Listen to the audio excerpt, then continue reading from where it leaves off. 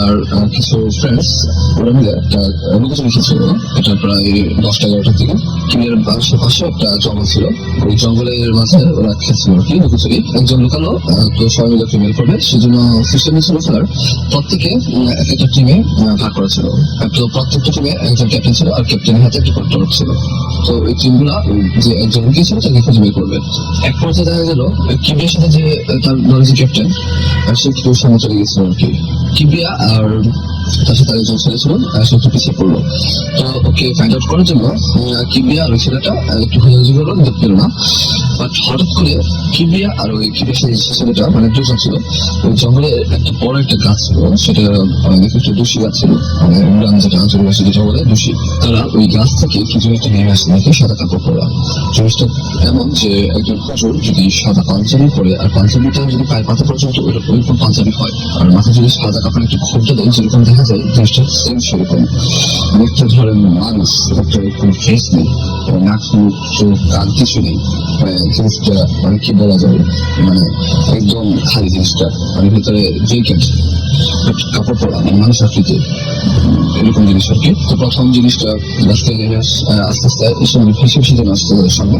তো তারা ভয় পেয়ে জোর দিয়ে আসতে হলো, বাট জিনিসটা কাউকে তারা বলবো না ওই দিনটাতে, নিজের একদিন। বাট ঈদের দিন রাত 11টা-11:30 দিকে হবে সেম জায়গায় কিবিয়ার এক ছোট ভাই, আপন ছোট ভাই অপু আর তার ফুফাতো ভাই দুজনে এখানে কি কারণে জন্য আসছিল আর কি। তারা হঠাৎ সেম জিনিসটা ওই গাছ থেকে নেমে আসতে দেখে। তো তারা তো আর একটু ছোট ছিল, তো চলে বাসা চলে এসে ছেলে করে আর আঙ্কেল জিনিসটা খুলে গেল জিনিসটা। তো তখন কিবিয়াও জিনিসটা শেয়ার করে যে হ্যাঁ গতকাল আমার সাথে এরকম হয়েছিল জিনিসটা। এখানে তো 4জন একসাথে দেখা, তাই না? মানে অপু, কিবিয়া, আমার ফ্রেন্ড, তার সাথে একটা ছিল আর কিবিয়ার ফুফাতো ভাই, 4জন। তারপর জিনিসটা একসাথে না, প্রথম 2জন দেখলো, তারপর পরের দিকে দেখলো, কি বলবো।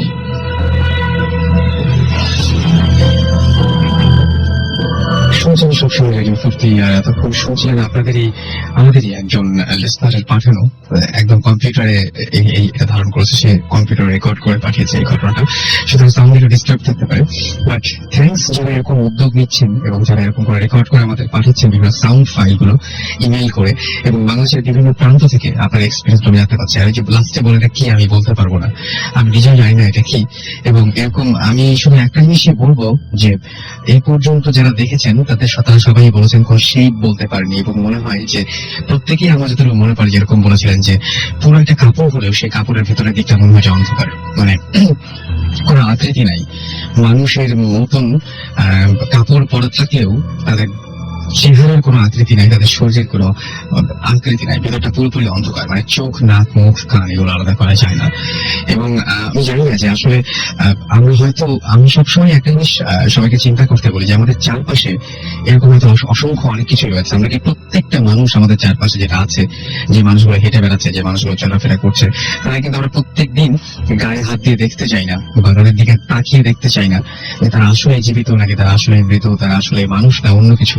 আমার পাশে বসে যে মানুষটি হয়তো মানে কি বলবো যে আমার পাশেই একদম বসে আছে, কিন্তু আমি জানি না যে সে আসলে কি, কারণ হাত না দেওয়া পর্যন্ত কিন্তু আপনি কখনো বুঝতেই পারছেন না সে জীবিত মৃত বা মানুষ বা অন্য কোনো কিছু কিনা। যাই হোক, সৌরভ আমাদের SMS করে বলছেন যে ভূত FM জোশ, এনজয় ইট, থ্যাংকস রাসেল ভাই, মোস্ট ওয়েলকাম। রেমি লিখেছেন যে রাসেল ভাই আমি প্রায় রোজ রাতে স্বপ্নে দেখি কে যেন আমার মুখে বালিশ চাপা দিয়ে আছে, এবং আমি এটা খুব ভয় পাই। আপনার কিরকম হয়? না, আমার এরকম কখনো হয়নি। মুন্নি লিখেছেন ভাইয়া ভূত FM শুনে সারা রাত ঘুমাতে পারে না, মনে হয় ঘটনাগুলো চোখের সামনে ভাসছে। বাহ, ভালো তো, মানে আপনি ইচ্ছে করলে এগুলো আপনি মানে কি বলবো যে একটা ফিল্ম তৈরি করে ফেলতে পারেন। নবীন আমাদের লিখেছেন যে বলে আচ্ছা নবীন ইসলাম বলেন যে তিনি বলছেন যে জিন থেকে রক্ষা পাওয়ার একটা উপায় আছে, তিনি উজু করার পরামর্শ দিয়েছেন। ওকে, নৌশাদ লিখেছেন ময়মনসিং থেকে যে ফার্স্ট টাইম তিনি ভূত FM শুনছেন এবং তিনি এটা তার অনেক ভালো লাগছে, থ্যাংক ইউ। আর উড়ন্ত পথিক আমাদের লিখেছেন ভূত FM ফ্রাইডে এবং স্যাটারডে 2 দিন করা যায় কিনা, আমরা ট্রাই করবো সেটা করার, কারণ আমাদের জন্য একটু টাফ হয়ে যায়। এনিওয়েজ চলে যাবো আবার গানে না যায়, আমরা একটু ঘটনায় থাকি।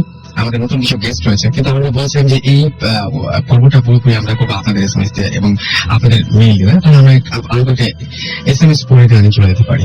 টিটু আমাদের লিখেছেন যে আমার নানা মাঝে মাঝে দেখেন যে এক মহিলা হোয়াইট কাফন পরে বসে থাকেন, সো জানতে চাইলে প্লিজ কল মি। ওকে, আমরা তো জানতেই চাই এবং আপনাকে বলবো যে না, আমরা কল দিয়ে জানবো না। আপনি যেটা করবেন সেটা হচ্ছে কষ্ট করে আপনার এই ঘটনাটা আমাদের ইমেল করবেন bhuthfm@radio40.fm এ। একটু বড় করে ইমেলটা করেন, তাহলে আমরা বুঝতে পারবো যে আপনাকে কল দিয়ে বা আপনার ঘটনাটা কিরকম ধরনের হবে, তাহলে আমাদের জন্য অনেক সহজ হয়ে যায়। এনিওয়েজ, আমরা নেক্সট যার কথা শুনবো, যার এক্সপিরিয়েন্স শুনবো, তার সাথে একটা পরিচিত হয়ে গানটা শোনা। আচ্ছা, কি নাম আপনার?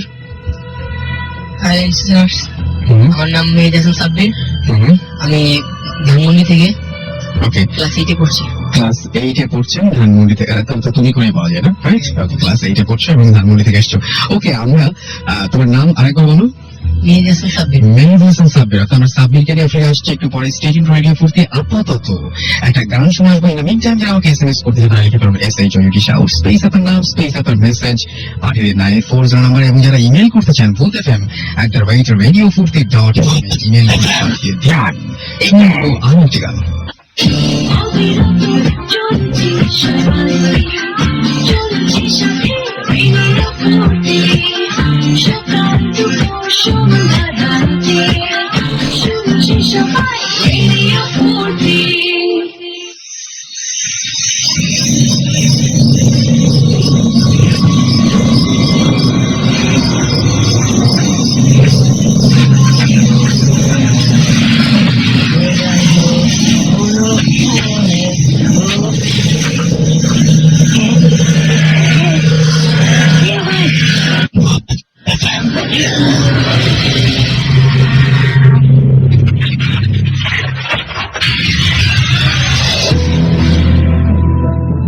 দ্যাটস রাইট, শুনছেন ভূত এফএম আর শুনছেন সবসময় সাথে আছেন রেডিও ফুর্তির। আর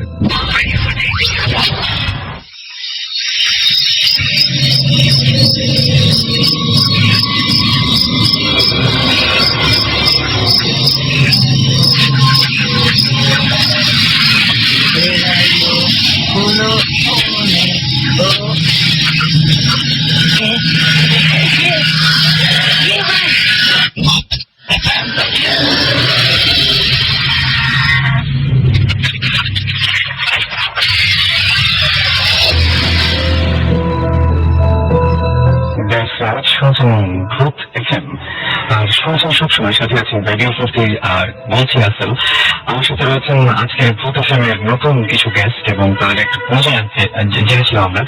এখন আরেকটি ঘটনা যাবো। আচ্ছা, তোমার বাসা কোথায়? বাসা ধানমন্ডিতে। সাব্বির, রাইট? সাব্বিরের বাসা ধানমন্ডিতে। সাব্বির, আরেকটু কাছ থেকে কথা বলতে হবে। ওকে, সো সাব্বির, তোমার জীবনে তো অনেক ঘটনা আছে, সেই ঘটনাগুলো আমরা পরে শুনবো। আজকে তোমার জীবনে একটা লম্বা ঘটনা আছে। হ্যাঁ, লম্বা ঘটনা হচ্ছে আমার ক্লোজ ফ্রেন্ড স্যার আর কাজিনের বিয়ে অনুষ্ঠান আমাকে ইনভাইট করেছিল এবং সেখানে উৎসটা আমি কার্য করবো সবাইকে। হ্যাঁ, সেটা এই জিনিসটা আলোচনা হয়েছিল, রাইট? তো আমরা প্রথমে ঘটনাটা শুনে আসি। ঘটনাটা একটা অদ্ভুত বাড়ি, তার সামনে অদ্ভুত ধরনের একটা গাছ, একটা ছেলে এবং একটা মেয়ে রাস্তা দিয়ে গাড়ি নিয়ে যাচ্ছিল। তখন হঠাৎ করে তাদের গাড়িটা নষ্ট হয়ে গেছে। আচ্ছা, নষ্ট হয়ে যাওয়ার পর তখন তারা আশেপাশে কোনো বাড়ি দেখতে পেল না। তখন তারা চিন্তা করলো যে দূরে দেখতে পাচ্ছে যে একটা লাইটের আলো দেখা যাচ্ছে। তখন তারা কোনো চিন্তা না করে সেই বাড়ির দিকে অগ্রসর হলো। তখন বাড়ির সামনে গিয়ে দেখলো একটা দারোয়ান দাঁড়িয়ে আছে। তখন তার কাছে জিজ্ঞেস করলো যে আমরা কি আজকে রাস্তা কাটাতে পারি? তখন দারোয়ান বললো যে আমি তো বলতে পারবো না, আমার মালিক বলতে পারবে, উনি ভিতরে আসতে আপনি তার সাথে দেখা করুন।